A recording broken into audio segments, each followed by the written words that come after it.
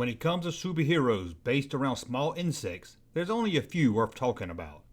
Adamant, Mighty Mouse, and the great blue insect, the tick. The tick was created by then 18-year-old cartoonist Ben Edlund in 1986 for a newsletter mascot for a New England chain of Boston comic book stores. The character was somewhat of a parody of all the big-name comic book superheroes.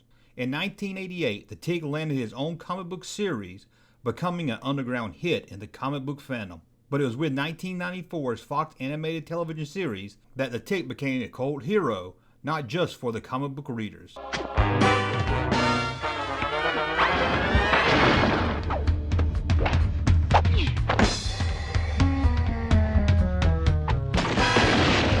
The tick was unlike any other superhero. He was, at least in the original comic series, legally insane and had no memory of how he became the tick. As the cartoon grew in popularity, and soon two toy companies would have tick-related toys in the store by 1995. Starting with Bandai figures in 1994, they would release two different figure sets. One, a small 2-inch metal die-cast line made up of 10 figures from the cartoon series. But it was the true action figure line that became a huge hit with fans of the cartoon series. The line would reach two series of figures, plus an all-tick series called Tick Talkers, where the figures would say wacky tick quotes. 22 action figures would be released in all, plus a larger talking tick figure. A year later, in 1995, toy company Gordy Toys would release 6 Bend-'em Tick action figures.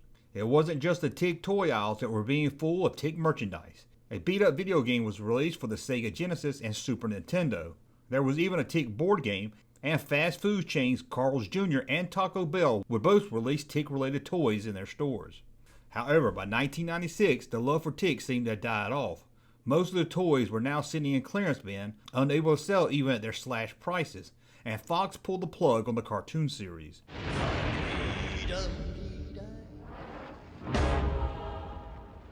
But you can't keep a good tick down.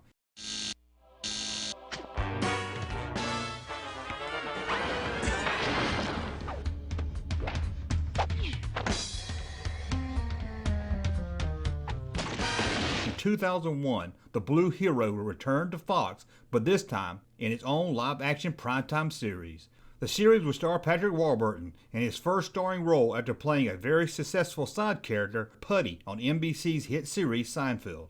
The show would also bring over another from the Seinfeld world, executive producer Larry Charles, who wrote many of the classic episodes of Seinfeld.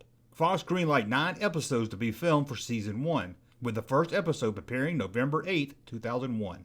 Fans of the cartoon were excited to see their beloved heroes in the Tick universe become real-life characters, but they were a little worried when 2 of the popular characters from the cartoon series didn't make it into the new live-action show.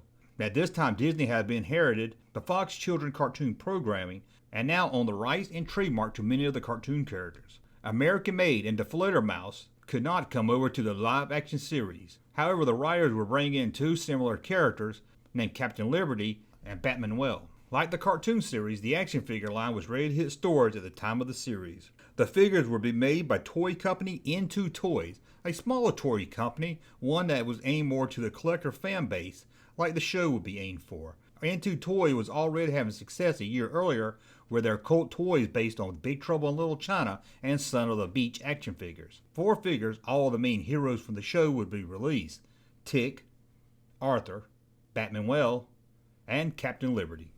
The likeness of the figures were somewhat of a hit or miss depending on the character. It was clear this show was written by fans of the Tick. It was smart and witty, but Fox put it up against NBC's rating juggernaut must-see TV Thursday night lineup that at this time included the hit television show Friends. It also had to go up against CBS that was airing the hugely successful reality-based television show Survivor. What would Fox do? Move the show around hoping in time it would find its audience? Nope. After only 8 episodes, Fox canceled the show. Fox didn't own the show as they did with most of their hit television shows, and due to this and high production costs, they spent little money to promote the show or help it find its audience. Tick star Patrick Warburton would say that Fox apparently didn't have a clue about the show. Sadly, with the show ending, so did the Into Toy line that had almost went unnoticed, even with Tick fans. But once again, you couldn't count the Tick out. Well, I'll just get it, Jack. It's your destiny. In 2013, Tick will return to the toy stores thanks to Shocker Toys with a 3-figure set. But all of those will be Tick in different outfits. Well, look at you. Impossible. You're a superhero.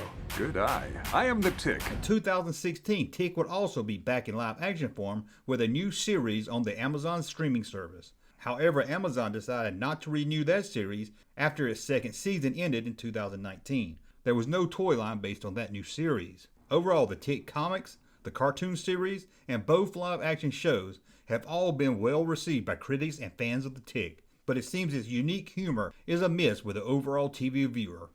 But it's by far one of the very few well-written superhero comedies, and that's something that the superhero fan base is missing. As serious as a lot of the superhero TV and movies can be, it's nice to have something that pokes a little fun of it, in a loving way also. Well, that's a look at Tick on the television and Tick in the toy stores. I hope you enjoyed this video. As always, thumb up to like my content, subscribe to the channel, and we'll talk again soon. Hey, Junkman channel popping though. Thank you, sir, for that unsolicited testimony.